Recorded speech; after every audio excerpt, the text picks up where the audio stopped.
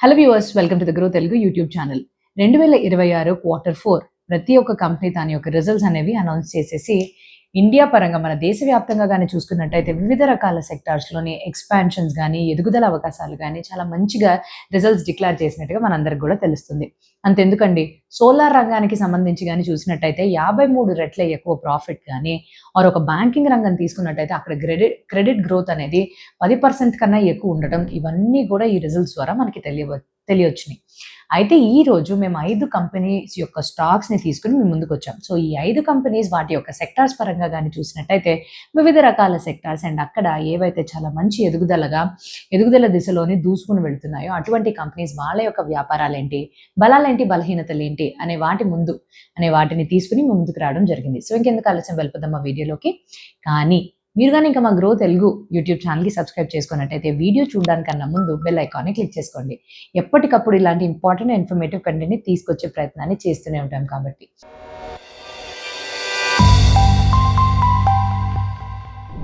నేను CA Hiranmayi and మనం చూడబోయేది ఇప్పుడు ఈ రోజు వీడియోలోని 5 కంపెనీస్ యొక్క స్టాక్స్ ఏవైతే సెక్టార్ పరంగా చాలా మంచి రిజల్ట్స్ అనేవి క్వార్టర్ 4లోని అనౌన్స్ చేశాయో. ఇందులో మొట్టమొదటిది మనం చూడబోయేది వారీ రెన్యూవబుల్ టెక్నాలజీస్ లిమిటెడ్. అయితే దీని పేరెంట్ కంపెనీ అయిన వారీ ఎనర్జీస్ యొక్క సబ్సిడరీ ఈ పర్టికులర్ కంపెనీ. సో వీళ్ళు ప్రత్యేకంగా ఏం చేస్తారు అని అంటే సోలార్ ఈపీసీస్ అంటే ఇంజనీరింగ్, ప్రొక్యూర్మెంట్ అండ్ కన్స్ట్రక్షన్స్.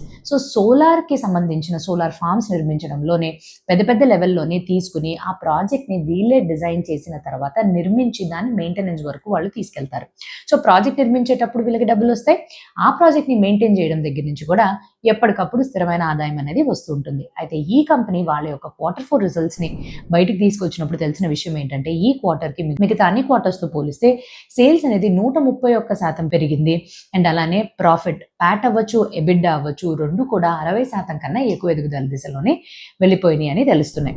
అయితే ఇక్కడ ఈపీసీ ప్యానెల్స్ ఆర్ ఈపీసీ ఫార్మ్స్ని వీళ్ళు నిర్మించేటప్పుడు ఏదైతే ప్యానెల్స్ ఆర్ మాడ్యూల్స్ అనేవి ఉంటాయో అవి వీళ్ళు సొంతగా తయారు చేయరు. వాళ్ళ పేరెంట్ కంపెనీ అయిన వారీ ఎనర్జీస్ నుంచి కానీ లేకపోతే ఇతర థర్డ్ పార్టీ వెండర్స్ నుంచి దాన్ని కొనుగోలు చేసి వీళ్ళు నిర్మిస్తూ ఉంటారు. ఇప్పుడు మనం సోలార్ థీమాటిక్ అంటే మన దేశంలోని ఈ ఇండస్ట్రీ ఎలా వ్యవహరిస్తుంది అంటే గత 12 సంవత్సరాల వరకు కానీ తీసుకుని ఈ రోజున కెపాసిటీ పరంగా చూస్తే 150 గిగావాట్లని చేరుకుంది. అంటే గత 12 సంవత్సరాల్లో 39% కాంపౌండెడ్ యాన్యువల్ గ్రోత్ రేట్తో ముందుకెళ్ళింది. సోలార్ మొత్తం సెక్టర్ ఇలా ఉన్నప్పుడు ఈ సోలార్ ఈపీసీకి సంబంధించి రాబోయే కొన్ని సంవత్సరాల వరకు దాదాపుగా ఇందులో గ్రోత్ అనేది 25 నుంచి 30% ఉంటుందని తెలుస్తుంది. సో మనం ఈ కంపెనీ గురించి ఇప్పుడు మాట్లాడుకుందాం. సో ఈ కంపెనీ యొక్క గత 3 సంవత్సరాల యొక్క బ్యాలెన్స్ షీట్ తీసుకుని ఎలా ఎదిగారు అని చూసినట్టయితే కంపెనీ యొక్క ఆదాయం 112% ఎదిగితే కంపెనీ యొక్క ప్రాఫిట్స్ 105% ఎదిగినట్టుగా తెలుస్తుంది. సో ముఖ్యంగా వీళ్ళు 2 రకాల సెగ్మెంట్స్లో ఆపరేట్ చేస్తారు. మొట్టమొదటిది టర్న్ కీ ప్రాజెక్ట్స్ అంటే పెద్ద ప్రాజెక్ట్స్. రెండవది బ్యాలెన్స్ ఆఫ్ పేమెంట్స్. మొట్టమొదటి ఆ టర్న్ కీ ప్రాజెక్ట్స్లోని వీళ్ళకి ఎక్కువ శాతంగా అంటే వీళ్ళు హెవీగా అక్కడ సేల్స్ అనేవి ఎక్కువ ఉన్నప్పటికీ కూడా మార్జిన్స్ అనేవి ఈ ప్రాజెక్ట్స్లో చాలా తక్కువ ఉంటాయి. ఎందుకు? వీళ్ళు మాడ్యూల్స్ కానీ ప్యానెల్స్ కానీ బయట నుంచి తెచ్చుకోవాలి కాబట్టి దానికి అయ్యే ఖర్చు ఎక్కువ ఉంటుంది. సేల్స్ 131% పెరగడానికి గల ముఖ్యమైన కారణం ఈపీసీ కాంట్రాక్ట్స్ ఎక్కువ రావడం వల్ల. అదే తీరులోని అక్కడ మార్జిన్స్ కూడా కంప్రెస్ అయిపోయాయి ఇదే కారణం మూలాన. ఆపరేటింగ్ ప్రాఫిట్ మార్జిన్ 18.8%కి తగ్గడం మనం చూసాము. ఇంకొక ముఖ్యమైన విషయం, గ్రోత్ అవుట్లుక్ పరంగా మేనేజ్మెంట్ వాళ్ళు ఏం చెప్తున్నారంటే క్వార్టర్ 4 కల్లా మా కంపెనీ యొక్క ఆర్డర్ బుక్ విషయానికి కానీ వచ్చినట్టయితే దాదాపుగా ఇది పోలిస్తే 2.8 గిగావాట్ అంటే అడిషనల్గా మాకు దీని నుంచి 2,800 నుంచి 3,500 కోట్ల దాకా అంటే ఈ సంవత్సరం ఫినాన్షియల్ ఇయర్ 2026 యొక్క ఆదాయం కలిపితే అంత వస్తుంది అని. అండ్ దీనితో పాటుగా మేము బిడ్డింగ్ అనేది వేస్తున్నాం. ఇంకా పెద్ద పైప్ లైన్లోని మాకు పెద్ద రకాల అంటే 36 గిగావాట్కి సంబంధించిన కెపాసిటీతో కూడిన ప్రాజెక్ట్స్కి కూడా మేము బిడ్డింగ్ అనేది చేస్తున్నాం. అది కానీ వచ్చినట్టయితే ఇప్పుడు ఏదైతే మేము ఎగ్జిక్యూట్ చేసామో దానికి 13 రెట్ల ఎక్కువ కెపాసిటీతో మేము పనిచేయాల్సి ఉంటుంది. సో ఇవన్నీ కూడా మా ఎదుగుదల దిశనే ఇండికేట్ చేస్తుందని వాళ్ళు చాలా క్లియర్గా చెప్పుకొచ్చారు. కాకపోతే ఇందులో ఉండే రిస్క్ ఎలాగుంటాయి అని అంటే ఈ పర్టికులర్ కంపెనీ ఈపీసీ ప్రాజెక్ట్స్లో డీల్ చేస్తుంది. అంటే గిగావాట్ లెవెల్లోని వీరు నిర్మించడం మొదలు పెడుతున్నారు. ఇప్పుడు మొదలు పెడితే 6 నుంచి 8 నెలల దాకా అవుతుంది కాబట్టి క్యాష్ మీద కొంచెం ఆ కన్వర్షన్ మీద ప్రెషర్ అనేది ఎప్పటికప్పుడు ఉంటుంది. అండ్ రెండోది సేల్స్ ఎంత వేగంగా పెరుగుతుందో దానికన్నా వేగంగా రిసీవబుల్స్ అండ్ ఇన్వెంటరీస్ యొక్క ధరలు, ఖర్చులు పెరుగుతున్నాయి. సో దీనివల్ల వీళ్ళు ఎంతో కొంత ఇబ్బంది అనేది ఎదుర్కొంటారు. కంపెనీ నంబర్ 2 బ్యాంకింగ్ రంగం గురించి మాట్లాడుకున్నాం కాబట్టి బ్యాంక్ ఆఫ్ మహారాష్ట్ర గురించి చూద్దాం. బ్యాంక్ ఆఫ్ మహారాష్ట్ర వాళ్ళు Q4 రిజల్ట్స్‌ని డిక్లేర్ చేస్తూ ఏం చెప్పారనంటే వాళ్ళ యొక్క సేల్స్ 13% పెరిగింది. అదే టైంలోని వాళ్ళకొచ్చే ఆపరేటింగ్ ప్రాఫిట్ 17% పెరిగింది. అండ్ నెట్ ప్రాఫిట్ విషయానికి గాని వచ్చినట్టయితే ప్రొవిజన్స్ అనేవి ఎక్కువ లేకపోవడంతోటి ఇక్కడ నెట్ ప్రాఫిట్ అనేది 35% వరకు పెరిగింది. సరే ఇవన్నీ ఇలా పెరుగుతున్నాయి. బ్యాంక్ ఆఫ్ మహారాష్ట్ర గురించి తెలుసుకుందాం. వీళ్ళొక బ్యాంకింగ్ కంపెనీ. మన దేశంలో పబ్లిక్ సెక్టార్ యూనిట్‌లోని మిడ్ సైజ్డ్ బ్యాంక్‌గా ఏవైతే రీటైల్, ఎంఎస్ఎంఈ అండ్ ఇతర కార్పొరేట్స్‌కి వీళ్ళు అప్పుల్ని తీసుకొచ్చి ఇస్తున్నారు. సో ఈ పర్టిక్యులర్ కంపెనీ యొక్క గత 3 సంవత్సరాల బ్యాలెన్స్ షీట్ ఆర్ ఫిగర్స్ తీసుకొని చూసినట్టయితే సేల్స్ 23% పెరిగితే ప్రాఫిట్ అనేది 39% పెరిగింది. బ్యాంకింగ్ ఇండస్ట్రీ గురించి మనం మాట్లాడుకోవాలి అని అంటే మన దేశంలోని ఈ సంవత్సరానికి క్రెడిట్ గ్రోత్ అనేది 16% మాత్రమే ఇండస్ట్రీలో ప్రొజెక్షన్స్ ఉంటే ఈ బ్యాంక్ ఆఫ్ మహారాష్ట్ర 22% వాళ్ళ యొక్క క్రెడిట్ అంటే అప్పులు అంత ఎక్కువగా గ్రో అయ్యాయని తెలుస్తుంది. అండ్ రాబోయే సంవత్సరానికి కూడా కేవలం ఇండస్ట్రీ పరంగా చూస్తే 11.7% క్రెడిట్ గ్రోత్ ఉంటుందనిగా వాళ్ళు సూచించారు. అయితే ఈ పర్టికులర్ బ్యాంకింగ్ కంపెనీ యొక్క క్రెడిట్ టు డిపాజిట్ రేషియో విషయానికి వస్తే గాని వస్తే 83% ఉంది. ఇండస్ట్రీ కన్నా ఎక్కువే. అడ్వాన్సెస్ అన్ని ఎక్కువగా ఉండడం అనేది ఒక ఎదుగుదల దిశగా ఇది ఒక సంకేతం అనుకోవచ్చు. అండ్ రెండవది ఈ పర్టికులర్ బ్యాంకింగ్ యొక్క నాన్ పర్ఫార్మింగ్ అసెట్స్ NPA కూడా తగ్గింది. దీనితో పాటు మార్చ్ క్వార్టర్కి సంబంధించిన Kasa ratio, current account savings account ratio పెరిగింది. ఏదన్నా ఒక బ్యాంకింగ్ కంపెనీకి ఈ రేషియో ఎక్కువ అవ్వడం అనేది ఒక పాజిటివ్ విషయం.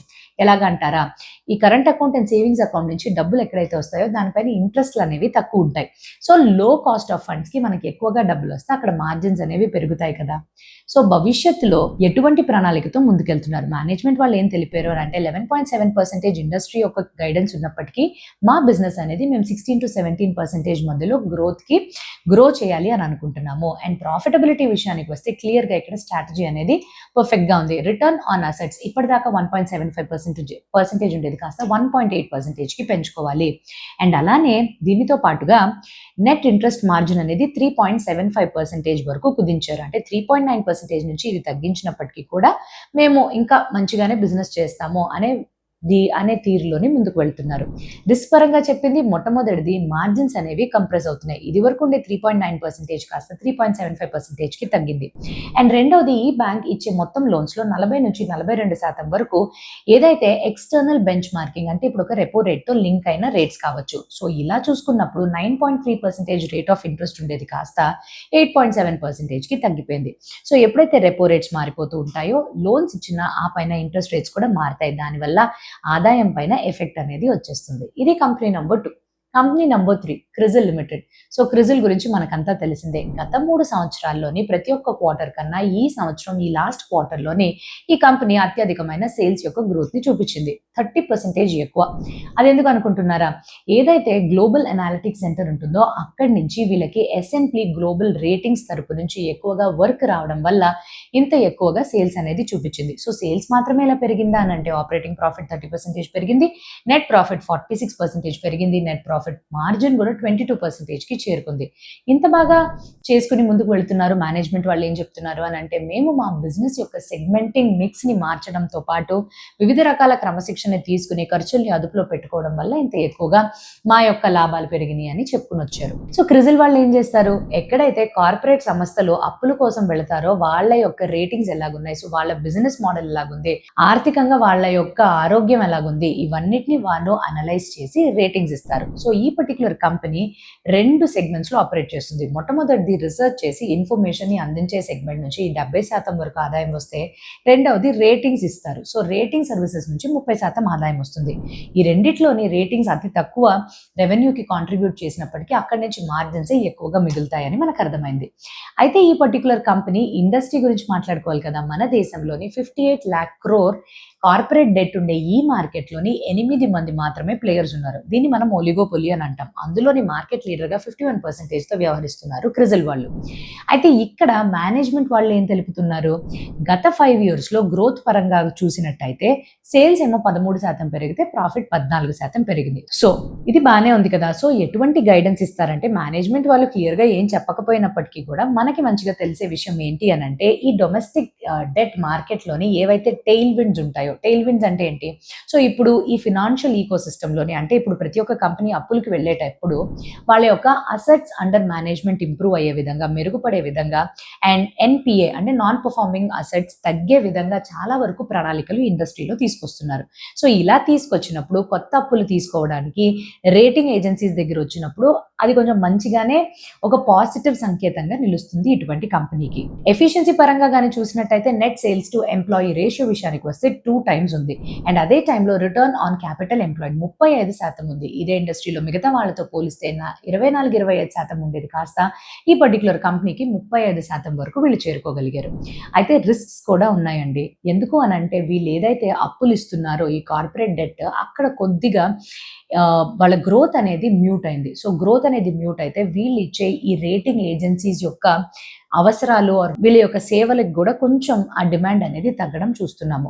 అండ్ రెండోది ఈ కంపెనీ యొక్క వాల్యుయేషన్స్ పరంగా చూసినప్పటికీ పిఈ రేషియో 39 times ఉంది అండ్ పిఈజీ రేషియో 5.14 times ఉంది. అంతే గత 3 సంవత్సరాలు ఎదిగిన దిశలో ఆల్రెడీ ఎక్స్పెక్టేషన్స్ అనేది ఉంది. సో పిఈజీ రేషియో ఎక్కువ ఉంటే మనం సేల్స్ని ఎప్పటికప్పుడు క్లోజ్గా ట్రాక్ చేసుకోవాలి, ఎదుగుతుందా లేదా అనేది. Company number 4 SG Finserv limited. SG Finserv limited అసలు ఏం చేస్తారు? సో వీళ్ళు సప్లై చైన్ ఫినాన్సింగ్ చేస్తారు. సో మన దేశం యొక్క నాన్ బ్యాంకింగ్ ఫినాన్స్ కంపెనీగా ఉన్నారు. అండ్ వీళ్ళు చిన్న కంపెనీస్ కావచ్చు, డీలర్స్కి కావచ్చు, ఎస్ఎంఈస్ కావచ్చు కావాల్సిన లోన్స్ ఇస్తారు. సింపుల్గా అర్థం చేసుకోవాలి అని అంటే ఫర్ ఎగ్జాంపుల్ XYZ మోటార్స్తో వీళ్ళు ఒక ఒప్పందానికి వెళ్ళారు. సో వీళ్ళతో ఒప్పందం చేసుకోవడం వల్ల XYZ మోటార్స్ యొక్క డీలర్స్ ఎవరైతే ఉంటారో వాళ్ళందరికీ కూడా కావాల్సిన తీరులోని ఫినాన్సింగ్ అనేది చేస్తారు. అయితే ఈ కంపెనీ మన ముందుకి Q4 రిజల్ట్స్ని అనౌన్స్ చేస్తున్నప్పుడు దాదాపుగా వాళ్ళ యొక్క ఆదాయం 95% పెరిగినట్టుగా చూపించారు. ఖర్చులన్నింటినీ అదుపులో పెట్టడం వల్ల ఆపరేటింగ్ ప్రాఫిట్ 77% పెరిగింది. అండ్ అలానే నెట్ ప్రాఫిట్ విషయానికి కూడా వస్తే 78% ఎదుగుదలని వీళ్ళు ఈ క్వార్టర్లో చూపించారు. ప్రాఫిట్ ఆఫ్టర్ ట్యాక్స్ కూడా 78% పెరిగింది. గత 3 సంవత్సరాల్లో ఈ కంపెనీ నంబర్స్ పరంగా కానీ చూస్తే సేల్స్ 100% పెరిగింది అండ్ అదే టైంలో ప్రాఫిట్స్ 90% పెరిగాయి, ఎక్కువగా కాంపౌండెడ్ యాన్యువల్ గ్రోత్ రేట్ లో వెళ్ళింది. ఇండస్ట్రీ యొక్క ఎక్స్పెక్టెడ్ గ్రోత్ రేట్ ఈ సంవత్సరం 2026-27 మధ్యన 26-27% ఉంది. అయితే ఈ పర్టికులర్ కంపెనీ విషయానికి కానీ వస్తే Q4 కల్లా అసెట్స్ అండర్ మేనేజ్మెంట్ విషయానికి వస్తే 3,696 crores ఉంది ఈ సంవత్సరం. రాబోయే సంవత్సరానికి 6,000 కోట్ల దాకా పెంచాలి అని, ఇంకో 3-4 సంవత్సరాల్లో 10,000 కోట్ల దాకా పెంచాలి అని అండ్ అదే టైంలోనే లాంగ్ టర్మ్ కి వీళ్ళు ఇచ్చే ప్యాట్ యొక్క కాంపౌండెడ్ యాన్యువల్ గ్రోత్ రేట్ 25-30% మధ్యలో ఉండాలని నమ్ముతున్నారు మేనేజ్మెంట్ వాళ్ళు. ఎలాగ వీళ్ళు రిస్క్స్ పరంగా చూస్తారు? ఇంత ఎదుగుతుంది కదా అసెట్స్ అండర్ మేనేజ్మెంట్ అంటే, అసెట్స్ అండర్ మేనేజ్మెంట్ కానీ ప్రాఫిట్స్ కానీ సేల్స్ కానీ ఎదుగుతుంది, కానీ మార్జిన్స్ మీద ప్రెషర్ అయితే ఉంది అని మనకు క్లియర్గా తెలుస్తుంది ఈ కంపెనీస్ నుంచి. సో నెట్ ఇంట్రెస్ట్ మార్జిన్ ఏదైతే ఇటీవలే 8.5% ఉండదో అది 7.7%కి తగ్గింది. సో ముఖ్యంగా అత్యంత కారణం ఏంటి ఇక్కడ అంటే కాంపిటీషన్ వల్ల. సో పెద్ద ప్లేయర్స్తో పోటీ పడడం కోసం వచ్చిన కాంట్రాక్ట్స్లో మన మార్జిన్స్ తగ్గించుకుంటే లాంగ్ టర్మ్లో మనకి వినియోగదారులు మిగులుతారు కదా, గుడ్ విల్ అనేది ఉంటుంది కదా అనే తీరులోని కంపెనీ వాళ్ళు ముందుకెళ్తున్నారు, కానీ మార్జిన్స్ పైన ఎఫెక్ట్ అనేది పడుతుంది. అండ్ ఇక్కడ మార్జిన్స్ ఇంకా ఇలాగే కానీ ఫర్దర్గా తగ్గించుకున్నట్టయితే రిటర్న్ ఆన్ ఈక్విటీ అవ్వచ్చు, రిటర్న్ ఆన్ అసెట్స్ అవ్వచ్చు, ప్రాఫిటబిలిటీ రేషియోస్ అనేవి కూడా తగ్గుతూ వస్తాయి. అండ్ మేనేజ్మెంట్ వాళ్ళు ఇక్కడ కూడా అంటే ఆల్రెడీ ఈ సంవత్సరానికి వాళ్ళు ఇచ్చిన ప్యాట్ గైడెన్స్ 150 కోట్లు ఏదైతే ఉందో దాన్ని తగ్గించుకుంటూ 120-125 కోట్లకి మళ్ళీ వాళ్ళు రీవ్యాంప్ చేసి రివైజ్ చేసుకున్నారు. అంటే ఇక్కడ మనకు తెలిసే విషయం ఏంటి అని అంటే ఎక్కువ మోతాదులో వీళ్ళకి సేల్స్ అనేవి ఎదిగినప్పటికీ కూడా మార్జిన్స్ పరంగా కంప్రెషన్ అనేది గురవుతుంది, చేస్తున్నారని తెలుస్తుంది. Company number 5 Krishana Phoschem limited. ఈ కంపెనీ యొక్క Q4 రిజల్ట్స్ కానీ మనం చూస్తే సో వీళ్ళ యొక్క సేల్స్ 60% పెరిగింది, అది కూడా రబీ యొక్క డిమాండ్ వల్ల. కాకపోతే ఆపరేటింగ్ ప్రాఫిట్ మార్జిన్ అక్కడే ఫ్లాట్ గా 11.8% దగ్గర ఉండిపోయింది. సో ఆపరేటింగ్ ప్రాఫిట్స్ మనకి ఇలా ఉన్నప్పటికీ కూడా ప్రాఫిట్ ఆఫ్టర్ ట్యాక్స్ విషయానికి వస్తే అది చాలా షార్ప్ గా పెరిగింది. ఎందుకంటే కొన్ని ట్యాక్స్ బెనిఫిట్స్ అనేవి రావడం వల్ల అక్కడ వాళ్ళు అదర్ ఇన్కమ్ వల్ల ప్రాఫిట్స్ అనేవి కొంచెం షూటప్ అయినాయి. అయితే వీళ్ళు ఎటువంటి బిజినెస్ లో ఉన్నారు? సో మన దేశంలోని ఫర్టిలైజర్స్ ని తయారు చేస్తారు. సో ఫాస్ఫేట్ ఇన్పుట్స్ ని వీళ్ళు కొనుగోలు చేసి దాని నుంచి వ్యవసాయానికి కావాల్సిన ఫర్టిలైజర్స్ ని తయారు చేసి ఎక్కువగా గ్రామంలోని వీళ్ళకు ఉండే నెట్వర్క్ ద్వారా వీళ్ళు అమ్ముతారు. సో ఇటువంటి బిజినెస్ లో వాల్యూమ్ ఎంత ఎక్కువ అమ్మితే అంత ఎక్కువ మార్జిన్స్ అనేవి మిగులుతాయి. ఇండస్ట్రీ యొక్క గ్రోత్ గురించి మాట్లాడుకోవాలి అంటే 2026 11 నెలలకి ఈ industry 2% compounded annual growth rate ని చూపించింది. రాబోయే కొన్ని సంవత్సరాల వరకు కూడా 5-6% మాత్రమే గ్రోత్ అని చెప్తున్నారు. కాకపోతే ఈ కంపెనీ యొక్క హిస్టారికల్ పర్ఫార్మెన్స్ గత 5 years కి కానీ తీసి చూసినట్టయితే సేల్స్ అనేవి 67% పెరిగితే అదే టైంలో ప్రాఫిట్ అనేది 56% ఎదుగుదలని చూపించింది. అండ్ మార్జిన్స్ విషయంగా చూసినట్టయితే 21% నుంచి 12%కి తగ్గింది. ఇది ముఖ్యంగా లో మార్జిన్ వచ్చే ప్రొడక్ట్స్ యొక్క వాల్యూమ్ ఎక్కువగా అమ్ముడుపోవడం వల్ల మార్జిన్స్ అనేవి ఇంత కంప్రెస్ అవ్వడం చూసాము. అయితే ఈ కంపెనీ యొక్క రిటర్న్ ఆన్ క్యాపిటల్ ఎంప్లాయిడ్ 27% ఉంది. అంటే ఇండస్ట్రీతో పోలిస్తే ఎక్కువే ఉంది. గ్రోత్ అవుట్లుక్ ఎలాగుంది అని అంటే మన దేశంలోని ఈ ఫర్టిలైజర్స్కి ఉండే కరువు వల్ల ఈ కంపెనీ యొక్క మేనేజ్మెంట్ దాదాపుగా రెవెన్యూ అడిషనల్గా రాబోయే కొన్ని సంవత్సరాల్లో 40% వరకు పెరుగుతుంది. సో 40% వరకు పెరిగింది అని అంటే అడిషనల్గా మనకి వచ్చే ఆదాయం యొక్క సుమారు విలువ అంటే ఇవన్నీ కలుపుకున్న తర్వాత టాప్ లైన్ మనకు వచ్చే ఆదాయం 3,400 కోట్లకి చేరుకుంటుంది. అలానే వీళ్ళు ఈ పర్టికులర్ క్వార్టర్లో ఒక 142 కోట్లు కెపాసిటీని పెంచుకునే దిశలోనే ఖర్చు అయితే చేశారు. సో ఇలా మేము ఖర్చు చేసాం కాబట్టి దీని నుంచి అడిషనల్గా ఒక 500 కోట్ల వరకు ఆదాయం అనేది మాకు ఇంకా వస్తుంది. అండ్ దాన్ని మన ముందొచ్చిన ఆదాయంతో పోల్చుకుంటే 20% వరకు మనకి దీంట్లో ఇంక్రీజ్ అనేది కనిపిస్తుందని చెప్తున్నారు. కాకపోతే ఇక్కడ ఉండే రిస్క్స్ కూడా ఈ కంపెనీ కొన్ని రిస్క్స్ ని చూడాలి. మొట్టమొదటిది క్యాష్ కన్వర్షన్ అనేది చాలా వాలటైల్ గా ఉంది. అంటే అస్థిరత్వంగా ఉంది. రిసీవబుల్స్ అండ్ ఇన్వెంటరీస్ స్పైక్ అటు ఇటు అవ్వడంతో క్యాష్ కన్వర్షన్ మీద ఆ ప్రభావం అనేది పడుతుంది.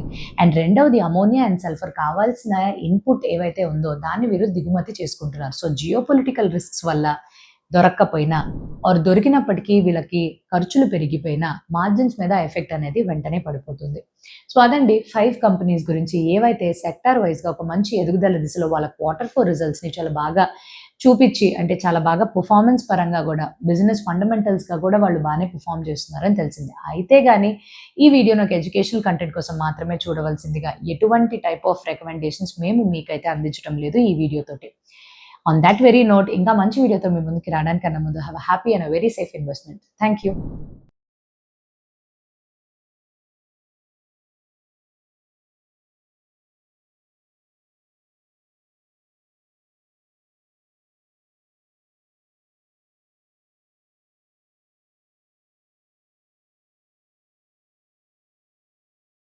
Investment in securities market are subject to market risks. Read all the related documents carefully before investing. Please read the risk disclosure documents carefully before investing in equity shares, derivatives, mutual fund, and or other instruments traded on the stock exchanges.